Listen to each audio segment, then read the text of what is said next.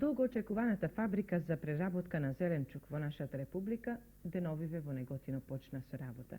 Се смета дека нема да има повеќе проблеми за прифаќање и преработка на зеленчукот и дека не ќе има упропастување на готовите производи. Еве неколку податоци за овој современ преработувачки капацитет и кратка прошетка со нашата камера низ погоните.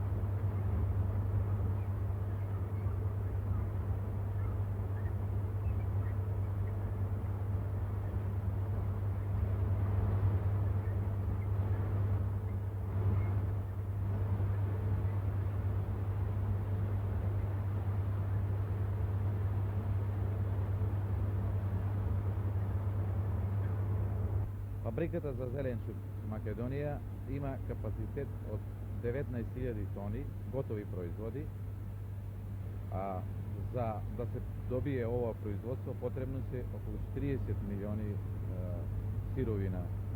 Кој се е инвеститор на фабриката? Кој се учествува во нејзината изградба? Во изградбата на фабриката учествуваат ЗИК Повардарие, ЗИК Црвена звезда од Штип и ЗИК Овче поле од Свети Николе. Инаку главен инвеститор е Сдружениот комбинат. Да, главен инвеститор е Сдружениот комбинат, а инвестициите има Стопанска банка од Скопје и Борска банка од Бор. Што се ќе преработуваме? 70% од производството ќе отпадне на паптижани, а 30% на боранија и граша. Секако фабриката ќе може да се преориентира по потреба и за други производи да преработува.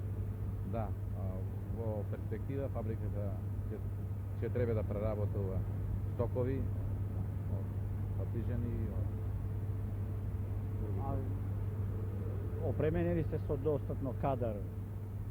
За почеток, за ова година, за пробниот погон, имаме доволно кадар, но ова е уште малку, заради наредната година ќе почнеме, мислим, поорганизирано и ќе прибереме повеќе стручњаци. Фабриката е исклучиво автоматска. Да.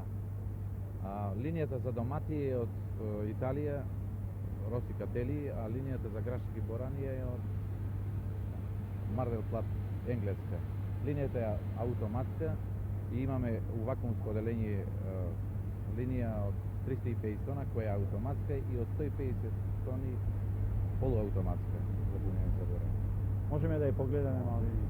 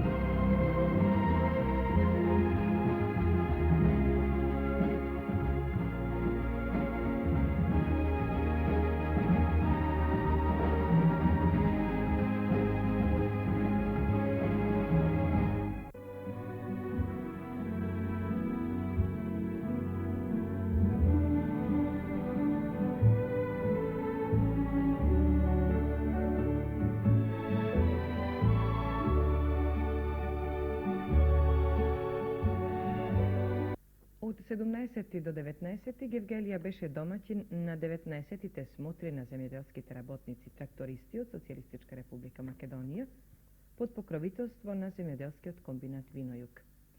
Смотрите започнаа со дефилето на надпреварувачите по улиците на Гевгелија, следени од фолклорните групи со песна и свирка.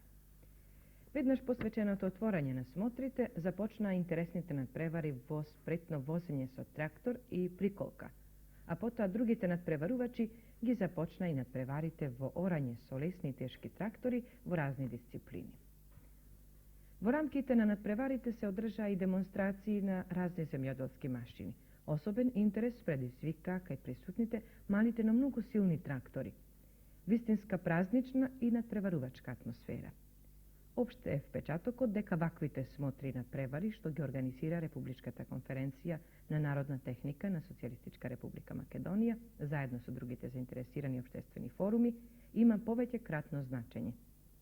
Пред се надпреварите е масовно училиште за стручно издигнување на земјоделските работници трактористи.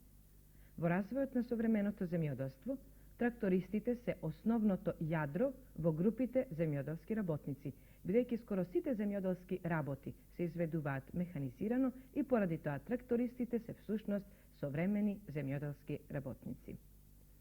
Од вкупно 60 надпреварувачи, првите места во екипна конкуренција со лесни и тешки трактори ги освоија надпреварувачите од Битолско, земјоделскиот комбинат Пелагонија 2 и на земјоделскиот комбинат Црвена звезда.